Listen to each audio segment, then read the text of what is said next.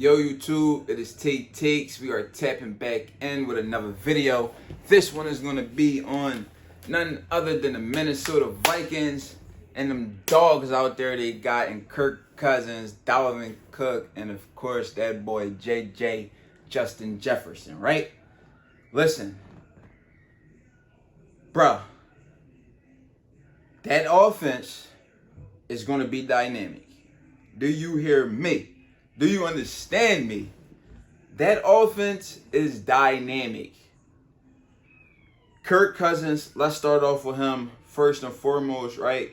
This guy has had the fucking pressure on his back like none other.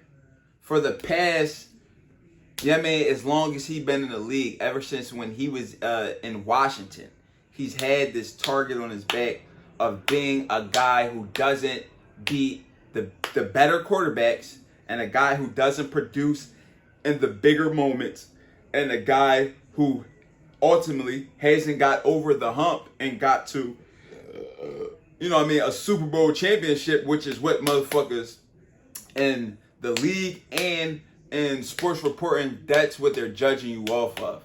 How many rings do you have? How many wins do you have? What's the win-loss column look like, right?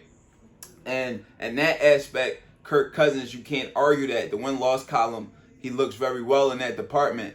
But they say he beat up on the not-so-good teams. And then when he played the greater teams and the teams that got a quarterback on the other side that's better than him, he doesn't step up to the plate. But looking at last year, they got that playoff win, right? They got a good playoff win. This year, they meet Aaron Rodgers first week, and he played well. You know what I'm saying? He played well. This is now showing me, right, the importance of having talent around you. You got to have talent around you, whether it's at receiver, whether it's at running back, rather it's on the defensive end, getting pressure on the quarterback, stopping the run, cornerback, stopping these great receivers nowadays. Like, you have to have talent out there, and if you don't have talent, it's going to be exposed and it's going to be shown. That's just the league that the NFL is nowadays. There's so much talent out there, and these guys is busting their ass and working hard to be the best. And when you go on that field, obviously it's going to show. And the guys who are on those higher level and those elite levels, it's being shown. You know what I'm saying? And it's very evident to me. And with that being said, like I said, he played well, but at the same time, he went to majority one receiver, that guy being JJ Justin Jefferson, and he put on. You understand me? You need a top receiver. You need a top receiver. Aaron Rodgers should have knew better. In some way, somehow, he should have been able to keep Devontae right alongside with him, because he should have known better, right? And he seemed as though he's surprised that things aren't going as smooth as they was in the prior years when you had a Devontae Adams on your squad. When the receivers had somebody to look at and say, oh, that's what Aaron Rodgers want me to be. So then you can have a number two or a number three who can follow up behind in Devontae footsteps. Obviously, they won't be as great, but they can see how he work. They can see how he go about his day and see about how he goes about being great, right? Right now, they don't have that on the team. Randall Cobb is a phenomenal pro. He's a pros pro. He's been in the league for a while. He knows his way around, being a receiver, right?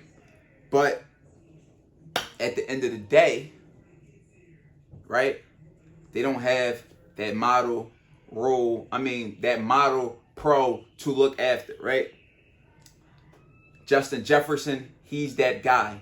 Although he's very young, only his second season, I believe his second season, he's phenomenal.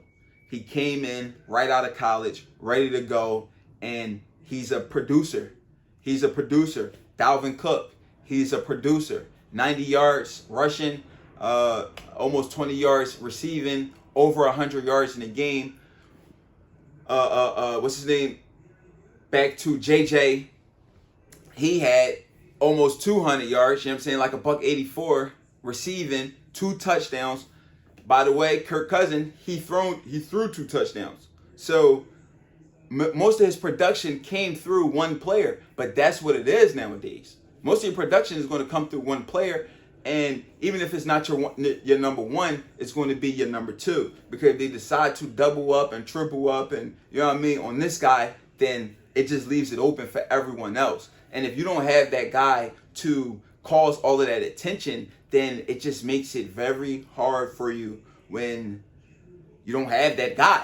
You know what I mean? And like I said, going back to Aaron Rodgers, he doesn't have that guy anymore. And now he's realized it going into OTAs, but he's really realizing it now after week 1, and he realizes how important it is to have a wide receiver. Something we would think a top quarterback in this league would know, right? Or understand. But the thing is, they think they playing back in the day. This is a new league. 2022, even going from 2020 going forward, right? This is a new league. Aaron Rodgers, I would assume he probably came into the league early 2000s, right? It's not that NFL no more. This is not a dinking. I mean, you can dink and dunk, but bro, we need explosive plays. And if you don't got a guy who can get that for you, which they really don't right now, except for Aaron Jones, but I don't know how far he can, take a team with that doesn't have the talent over there. They just don't have the talent. You know what I mean? And if he is able to produce at a high level, how long before, he starts to wear down? You understand what I'm saying? So at the end of the day, Minnesota is going to be a great team this year. I expect them to do good things. They should definitely be in the race for a Super Bowl title. They are definitely in contention. They are true contenders in my eyes, definitely. You know what I mean? Alongside other guys in the NFL or other teams in the NFL, they're not clear cut. But LA Rams wasn't clear cut last year to me. Even the year before, Tampa Bay wasn't clear cut to me. And that's what's making the league very interesting right now, not only in the NFL, but also in the NBA. It's very competitive. Guys are putting in the work to be great. And it's showing on the field, and it's showing on the court. And it's just very exciting. And it's a wonderful time to be a fan of the game. Listen, jump in the comment box. Let me know what you think. Subscribe, like. It's Tate Takes. We out of here. Let's get it. Ha!